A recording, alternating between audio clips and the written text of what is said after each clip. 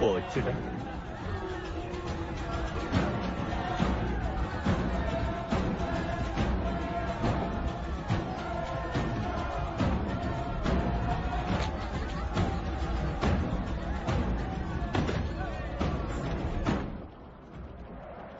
நமக்கு தெரிஞ்சவன் தலைவனா இருந்தோ நம்மள இப்படி தொங்க விட்டுட்டானே. காட்டுவாசிகளை ஏமாத்தி ஜாக் அவங்களுக்கு தலைவனாயிட்டான். தலைவனா நடிச்சுக்கிட்டு இருக்கிற வரைக்கும் தான் ஜாக்காலேயே உயிரோட இருக்க முடியும். அப்ப அவன் நடிக்கிறானா? அவனுக்கு நம்ம நிலைமை தானா? அவனுக்கு நம்ம நிலைமை சீக்கிரம் வந்துரும். தான் மனித வடிவில் இருக்கிற கடவுள் தனக்குள்ள ஒரு கடவுள் இருக்காருன்னு அவங்க கிட்ட சொல்லி நம்ப வச்சுட்டான்.